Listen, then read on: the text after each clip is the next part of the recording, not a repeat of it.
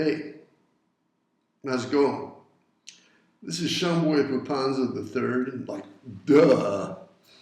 And as you saw in my last video, I'm specialized in everything.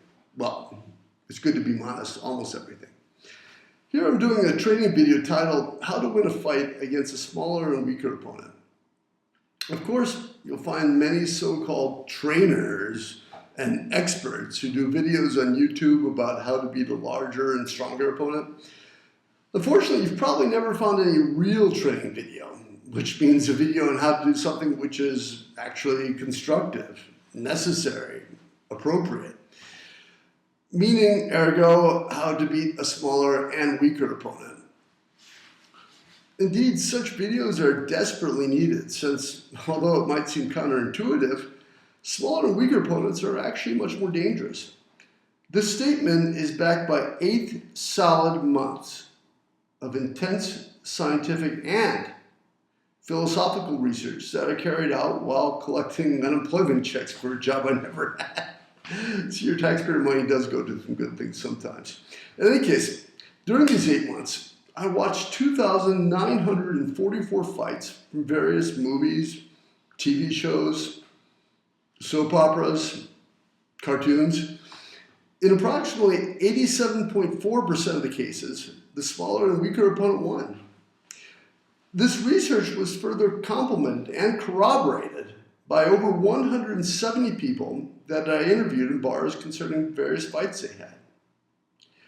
91.8% of the time that they fought against someone who was larger and stronger, they won. Hence, all these other training videos are completely useless because they're for situations that don't apply. I mean, you might as well do a video training runners how to beat tortoises. The good news is that there's no need to look for such a rare video any longer.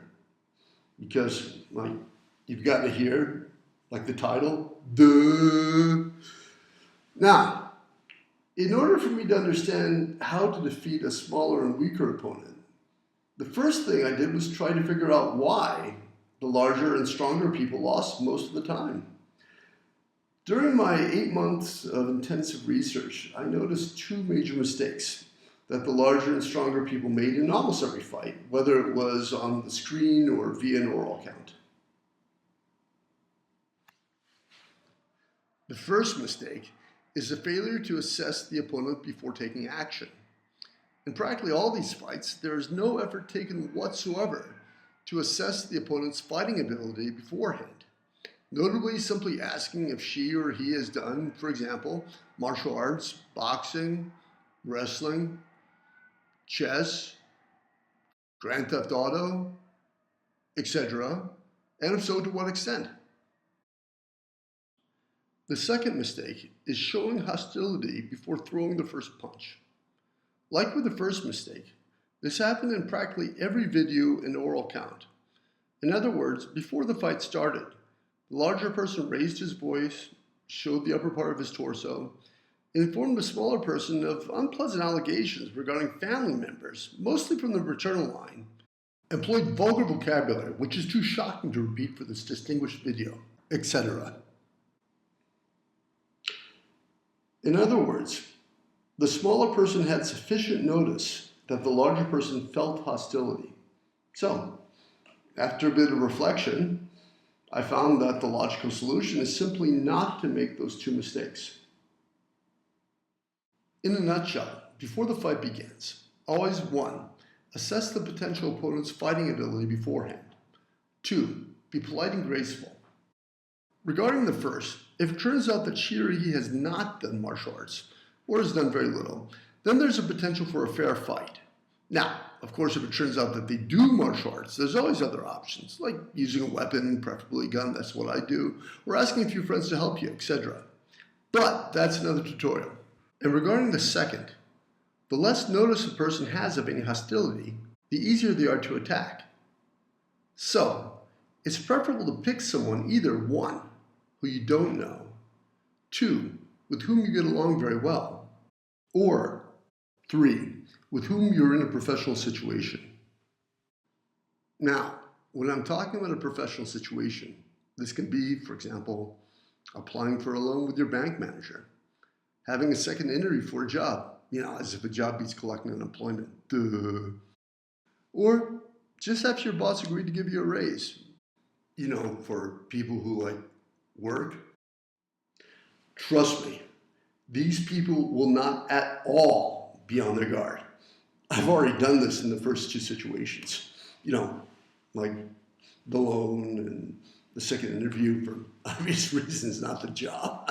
In any case, you'll see in my next video how things worked out when I took these two valuable pieces of information into account.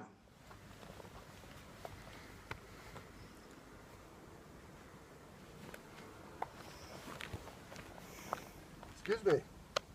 Sorry to interrupt your picture taking. Oh, no problem. Stunning view, huh? I agree. I can see why so many people come out here.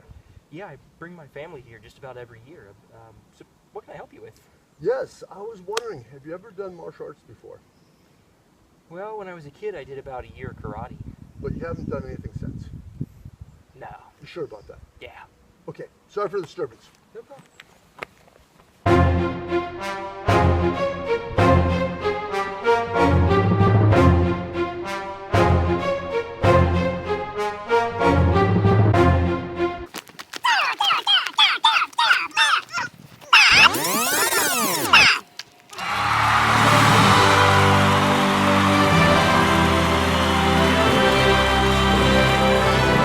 Well done.